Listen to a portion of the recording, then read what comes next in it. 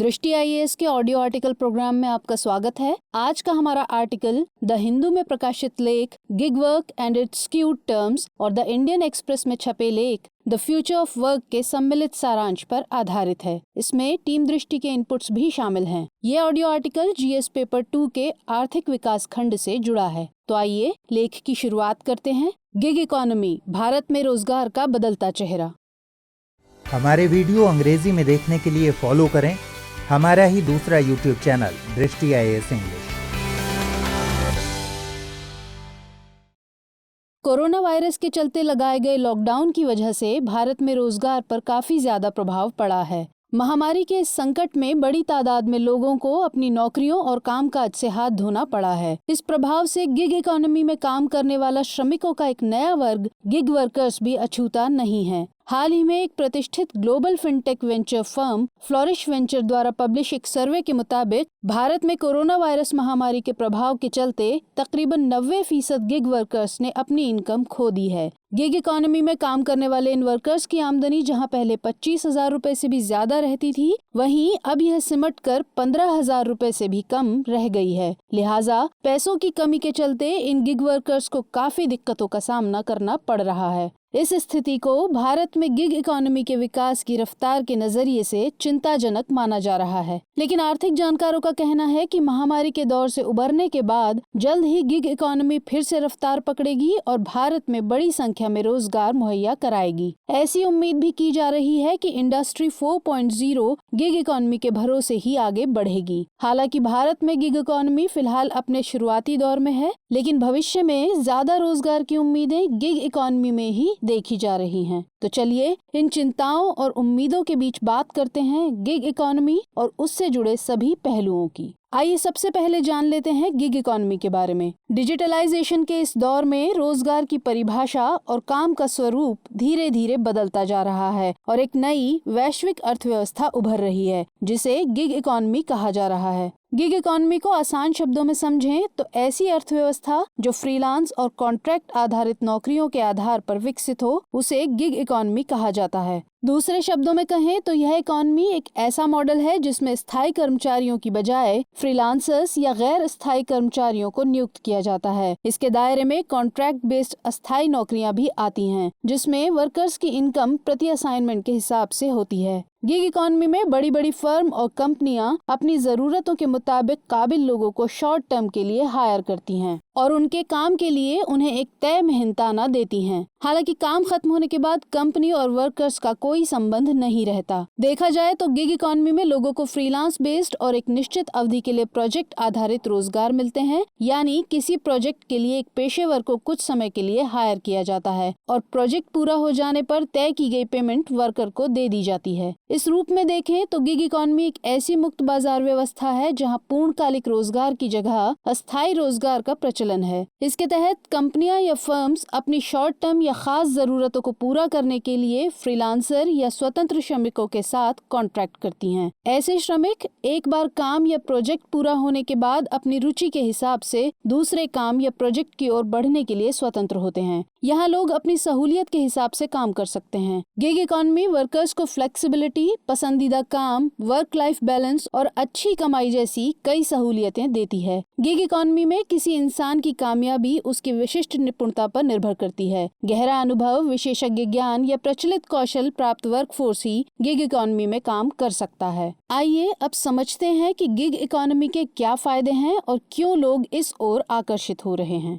Gig economy के फायदों की बात करें तो इस अर्थव्यवस्था में कर्मचारियों और रोजगार प्रदाताओं दोनों को फायदा होता है। इस इकोनॉमी में जहां एक तरफ बड़ी बड़ी कंपनियां कम लागत पर काबिल कर्मचारियों को हायर कर उनसे अपना काम करवा पा रही हैं, साथ ही कंपनियों पर कर्मचारियों को पेंशन, इंसेंटिव्स या अन्य सुविधाएं देने की बाध्यता नहीं होती। इससे उनकी ऑपरेशनल लागत भी अपेक्षाकृत कम हो जाती है और वे गिग इकोनॉमी में ज्यादा से ज्यादा नौकरियां उपलब्ध कराने के लिए प्रोत्साहित होते हैं। इससे कार्यकारी जनसंख्या को अर्थव्यवस्था में योगदान देने का मौका मिलता है और उनके लिए रोजगार की उपलब्धता बढ़ जाती है। वहीं दूसरी तरफ दक्ष पेशेवरों को उनकी पसंद का काम मिल पाता है। चूंकि गिग इकोनॉमी में कर्मचारियों के पास अपनी पसंद का काम करने की आजादी होती है, इसलिए वे किसी भी वक्त अपने काम को छोड़कर कोई नया काम कर सकते हैं। इसके अलावा महिलाओं के लिहाज से भी गिग इकोनॉमी काफी फायदेमंद मानी जाती है। दरअसल तमाम सामाजिक कारणों के चलते भारत में महिलाओं पर ढेरों बंदिशें होती हैं और कई बार उन्हें बाहर काम करने से रोक दिया जाता है।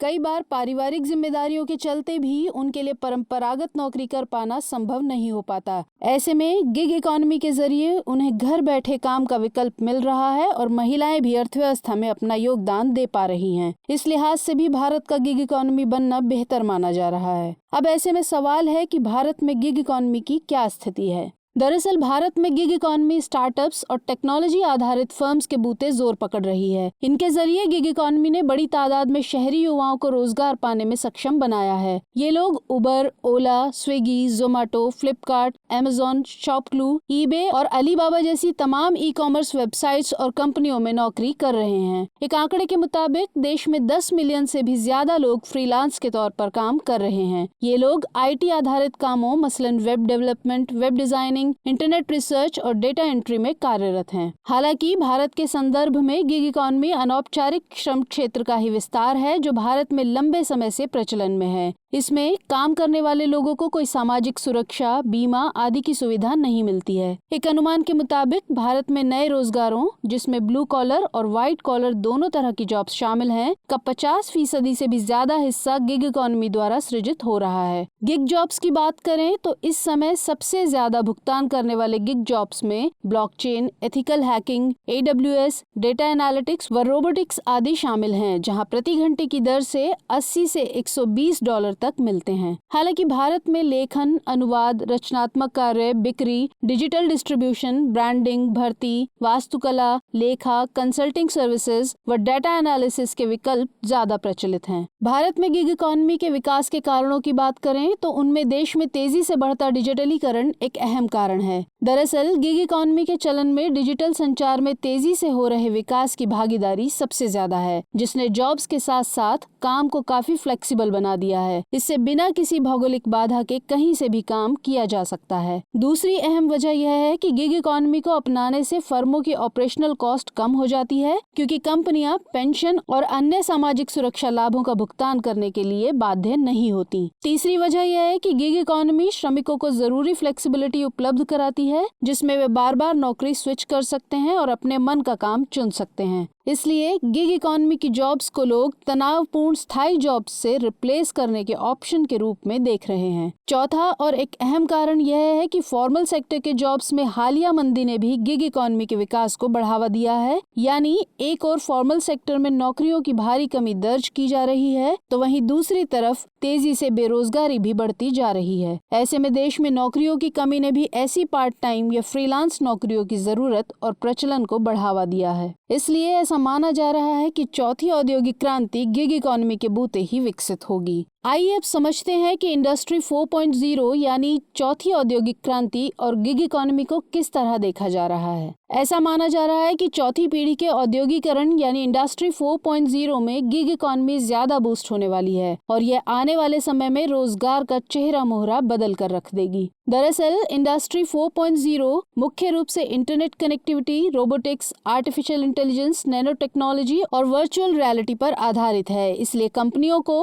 अब वैसे ही लोगों की जरूरत पड़ेगी जो दक्ष पेशेवर हैं और जिनसे प्रोजेक्ट बेसिस पर काम लिया जा सकता हो। ऐसे में इंडस्ट्री 4.0 के चलते हमारे काम करने के तौर तरीकों में भी काफी बदलाव आने की संभावना जताई जा रही है। जब robotics, artificial intelligence, nano technology और वर्चुअल रियलिटी जैसी तमाम तकनीकें आपस में मिलेंगी तो यकीनन उत्पादन और निर्माण के तरीकों में आमूलचूल बदलाव देखने को मिलेंगे। इसलिए आने वाला समय गिग इकोनॉमी का होगा, इससे इनकार नहीं किया जा सकता। हालांकि इसके लिए भारत को काफी तैयारियों की जरूरत होगी, क्योंकि भारत में हालात बिल्कुल अलग हैं। इस स्थिति को ऐसे भी समझ सकते हैं, एक अनुमान के मुताबिक अमेरिका में जहां वर्कफोर्स का 30 से 40% हिस्सा गिग इकोनॉमी से जुड़ा हुआ है, वहीं भारत में यह आंकड़ा लगभग इसका 2 गुना है। लेकिन दोनों ही देशों के आर्थिक परिदृश्यों में जमीन आसमान का अंतर है। अमेरिका में लोग गिग इकोनॉमी का हिस्सा इसलिए हैं क्योंकि वे सक्षम हैं, जबकि भारत में बड़ी संख्या में लोग इस व्यवस्था का हिस्सा इसलिए हैं क्योंकि उनके पास कोई और चारा नहीं है। आपको बता दें कि दैनिक मजदूरी करने वालों को भी गिग इकोनॉमी का ही हिस्सा माना जाता है। भारत में 40% लोग इतना ही कमा पाते हैं कि 2 वक्त की रोटी खा सकें। बचत के नाम पर उनके पास कुछ भी नहीं होता और वे लगातार गरीबी में जीवन जीने के लिए मजबूर होते हैं। ऐसे में इंडस्ट्री 4.0 के कारण और भी लोग गिग इकोनॉमी का हिस्सा बनने को मजबूर होंगे और इससे गरीब तो गरीब बना ही रहेगा, साथ ही उनकी संख्या में भी काफी बढ़ोतरी हो सकती है। इसके अलावा भी गिग इकोनॉमी की राह में कई चुनौतियां मौजूद हैं। ऐसे में सवाल है कि गिग इकोनॉमी से जुड़ी चिंताएं क्या हैं? भारत में गिग इकोनॉमी के मामले में एक बड़ी चिंता दक्ष कार्यशील आबादी की कमी की है। दरअसल इस इकोनॉमी में काम करने के लिए लोगों को अपने अपने क्षेत्र में एक्सपर्ट होना पड़ता है। आमतौर पर कंपनियां उन्हें ही चुनती हैं जो किसी पर्टिकुलर एरिया में एक्सपर्ट या स्पेशलिस्ट हों, और काम की प्रकृति और मांग को देखते हुए इतनी बड़ी कार्यकारी जनसंख्या को प्रशिक्षित करना एक मुश्किल काम है। गौरतलब है कि भारत इस समय डेमोग्राफिक डिविडेंड की स्थिति में है और हमारे देश में एक बड़ी आबादी कार्यकारी जनसंख्या की है, लेकिन इनमें दक्ष पेशेवरों की तादाद काफी कम है। ऐसे में अगर भारत डेमोग्राफिक डिविडेंड का फायदा लेना चाहता है तो इसके लिए एक बड़ी आबादी को जॉब की मांग के मुताबिक संबंधित क्षेत्र में प्रशिक्षित करने के लिए एक बड़े प्रयास की जरूरत होगी, जो एक बड़ी चुनौती है। गिग अर्थव्यवस्था की एक चुनौती यह भी है कि इस पर देश के तमाम श्रम कानून लागू नहीं होते, यानी मौजूदा लेबर लॉ स्पष्ट रूप से गिग इकोनॉमी को अपने दायरे में नहीं ला पाए हैं, जिसके चलते कर्मचारियों के अधिकारों की रक्षा के मुद्दे मसलन bonus, insurance, maternity benefits, sexual harassment आदि पर कानून की पकड़ नहीं होती। इसके अलावा गिग इकोनॉमी में रोजगार प्रदाता जॉब सुरक्षा और सामाजिक सुरक्षा से जुड़े लाभ नहीं देता है। एक दिक्कत यह भी है कि इस तरह की अस्थायी जॉब में कोई फिक्स सैलरी का अनुमान नहीं लगाया जा सकता और इसमें पेमेंट में उतार चढ़ाव बना रहता है, जिससे वर्कर्स को वित्तीय परेशानियों का सामना भी करना पड़ सकता है। एक समस्या और है कि गिग इकोनॉमी अस्थायी और असंगठित रोजगार को बढ़ावा देती है। अस्थायी तौर पर काम करने के कारण नियमित काम या रोजगार की गारंटी नहीं होती, इसलिए नियमित आय का साधन नहीं मिल पाता है। साथ ही इसमें न तो कोई न्यूनतम आय है और न ही कोई पेड लीव होती है। क्योंकि इस व्यवस्था में श्रमिकों के पास जॉब सुरक्षा नहीं होती, इसलिए जैसे ही एक टास्क पूरा होता है उन्हें अगला काम तलाशने का मानसिक तनाव झेलना पड़ता है। तो ऐसे में आगे की राह क्या हो? यह सच है कि गिग इकोनॉमी के तहत पैदा होने वाले रोजगार भारतीय अर्थव्यवस्था के विकास के लिहाज से अच्छा संकेत हैं। मौजूदा वक्त में देश में इकोनॉमिक स्लोडाउन और रोजगार में कमी को देखते हुए गिग इकोनॉमी को बढ़ावा देने की जरूरत है, लेकिन साथ ही इसमें मौजूद खामियों को भी दूर करना होगा। साथ ही हमें यह नहीं भूलना चाहिए कि गिग इकोनॉमी औपचारिक या परंपरागत नौकरियों में आई कमी की वजह से ही विकसित हो रही है, इसलिए स्थायी रोजगार सृजन की दिशा में भी सरकार को गंभीरता से कोशिशें करनी होंगी। गिग इकोनॉमी को बढ़ावा देने के लिए युवाओं को आर्टिफिशियल इंटेलिजेंस, ड्रोन और रोबोटिक्स आदि से जुड़े कामों के लिए कौशल प्रशिक्षण दिया जाए और इस कौशल विकास की जिम्मेदारी हमारी शिक्षा व्यवस्था को उठानी चाहिए। साथ ही जरूरत इस बात की भी है कि लोगों को विशेषज्ञतापूर्ण कार्यों के लिए कौशल प्रशिक्षण दिया जाए और इसके लिए अवसंरचना का भी विकास किया जाए। जानकारों का मानना है कि भारत में गिग इकोनॉमी के तहत उभरते स्टार्टअप्स को संतुलित तरीके से विनियमित करने की जरूरत है, जिससे स्टार्टअप कंपनियों और श्रमिकों दोनों को ही इस क्षेत्र में जरूरी सुविधाएं मुहैया हो सकें। इसके अलावा श्रम कानूनों में संशोधन कर उनमें फ्रीलांसिंग आदि जैसे तत्वों को भी शामिल किया जाना चाहिए। इससे एक तरफ फ्रीलांसर शोषण से बचेंगे और उन्हें एक निश्चित न्यूनतम आय और पेड लीव जैसी सुविधाएं भी मिल सकेंगी। इससे न केवल गिग इकोनॉमी रफ्तार पकड़ेगी, बल्कि देश में रोजगार सृजन की संभावनाएं भी काफी बढ़ जाएंगी, जो अंततः देश की अर्थव्यवस्था को मजबूत करेगा। आइए अब नोट करते हैं आज का सवाल।